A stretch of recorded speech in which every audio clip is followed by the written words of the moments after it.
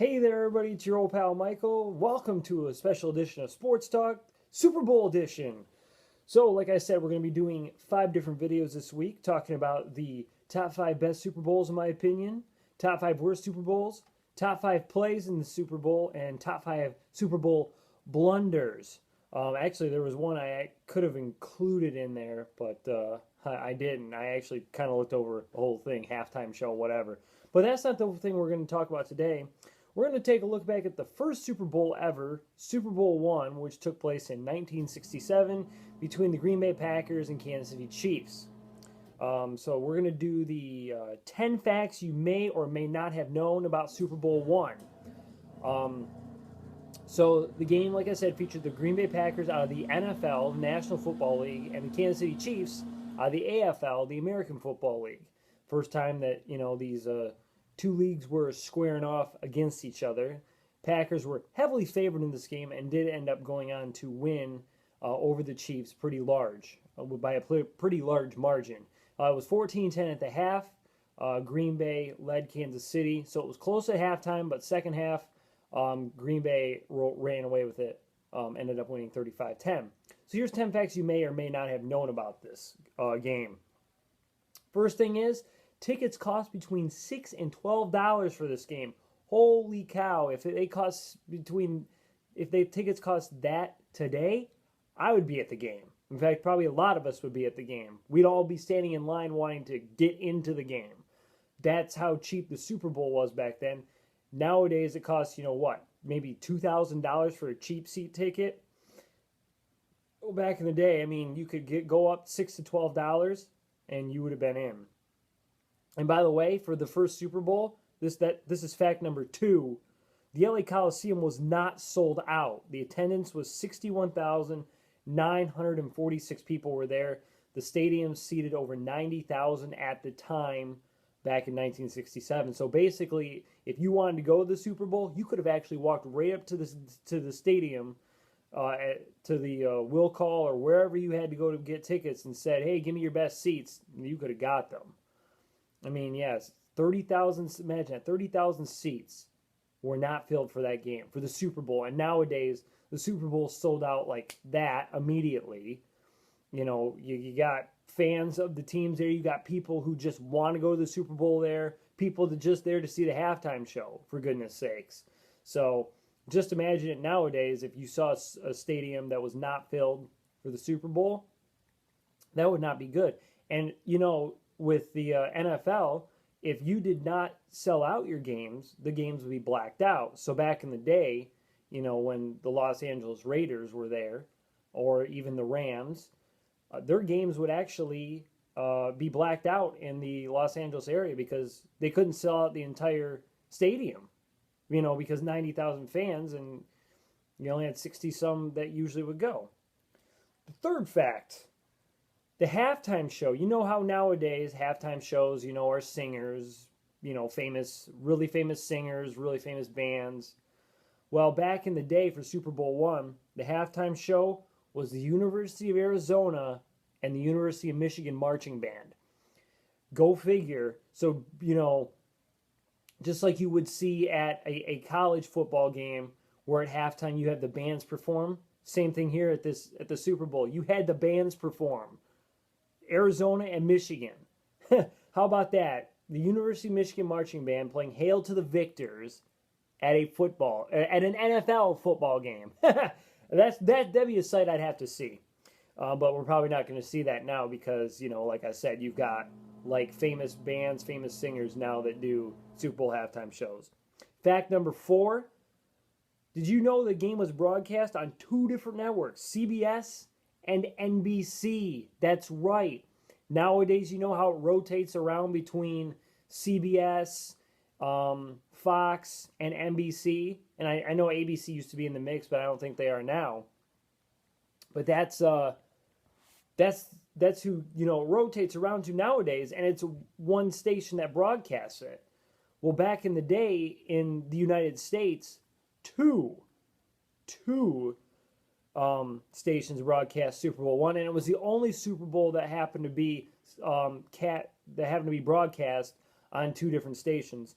I forget which one it was, but one of them had the rights to the NFL games, and one of them had the rights to the AFL games. I think it was CBS that had the right to the NFL games, and NBC had the right to the AFL games, and that's why you had two different broadcasts. So you had NFL announcers and AFL announcers, and after that game, then it was all one network. And we'll actually get back to the broadcast a little bit farther down the line here. Fact number 5, $42,000 was the cost of a 30-second commercial. Now, granted, back in the day, that was a huge amount of money, $42,000. Nowadays, it's just a little bit, really. I mean, if you think about it, because commercials nowadays for 30-second spot can be way over $1 million just to have, a company secure a 30-second spot during the Super Bowl. And you better be really creative so people can see your ad and go buy it. I mean, obviously, you're going to see Coke, Pepsi, Doritos. You're going to see Budweiser, those ads during the Super Bowl. And so they're able to shell out the big dollars for it. But, back in the, imagine if it was only $42,000, you'd probably have a lot more companies nowadays shelling out money to have a 30-second commercial broadcast. Fact number 6 is the site of Super Bowl I, which was the Los Angeles Coliseum, was chosen only 6 weeks prior to the game. Wow, imagine that, scrambling to find out where you're going to play the Super Bowl. We already knew this game was going to be played in Santa Clara, California before the season even started. I mean, we knew that, and we knew that years before. Super Bowl sites are now chosen years ahead of time. I mean, back in the day, 6 weeks ahead of time. And they didn't know when, the game was, the NFL championship and the AFL championship were going to be broadcast, and they decided to do them both on the same day, just so you could showcase off both games, really, before the Super Bowl, which now, you see now the AFC and the NFC championship game. Imagine that. Trying to secure the Super Bowl spot nowadays, you'd have so many people having a bidding war over it. That's why it's now years ahead of time that you see where the Super Bowl is going to be played. Fact number 7, Packers coach Vince Lombardi was nervous and was under pressure from the NFL to win big. That's correct. In fact, Vince Lombardi, before the game, was doing an interview. I believe it was with CBS. Like I said, I think they're the ones that were broadcasting NFL games. And he was holding on to the announcer, and the announcer could feel that he was shaking like a leaf. That's quoting what the announcer was saying. I think it was Frank Gifford might have said that. But yeah, Vince Lombardi, nervous as heck because he was under pressure from basically all the owners, all the teams saying, you better crush the AFL, because because the AFL at the time was considered the inferior league to the NFL. The NFL, if you think about it, Major League Baseball and minor league baseball, how you have all the great players in the majors and you have the smaller players in the minors, waiting to get to the majors. Kind of like that, if you want to think about it. The NFL was the big boy, and the AFL was kind of, the small potato in the game, But the AFL ended up signing a lot of quality players, and, Hank Stram was the coach of the Chiefs, so he's in the Hall of Fame. So he's won a Super Bowl with the Chiefs, so there you go. So Vince Lombardi was under a lot of pressure. Imagine if he didn't win that game. Would he have been asked to basically step down as the Packers head coach? Who knows?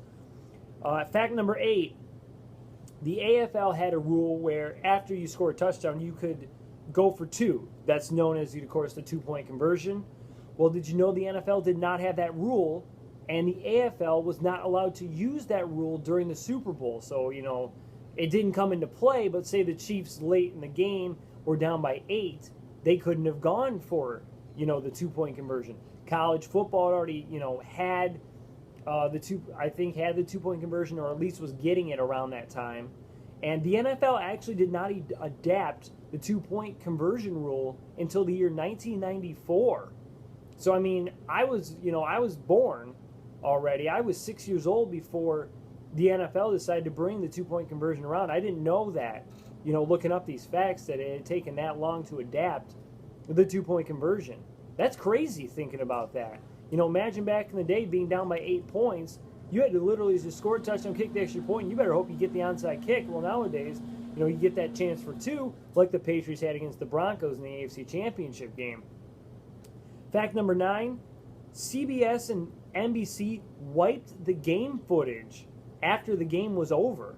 And actually, back in the day, that was standard practice, to just wipe the footage completely, because they needed to use the storage devices that the footage was on for other things. That's why they didn't keep the footage around. So you're wondering, well, how the heck was Super Bowl I ever broadcast after that? Well, from reading up on it, they took about a dozen different sources and combined all the footage together, and they were able to get every single play of the game put on the footage, and they used NBC's radio coverage to have those announcers calling the game.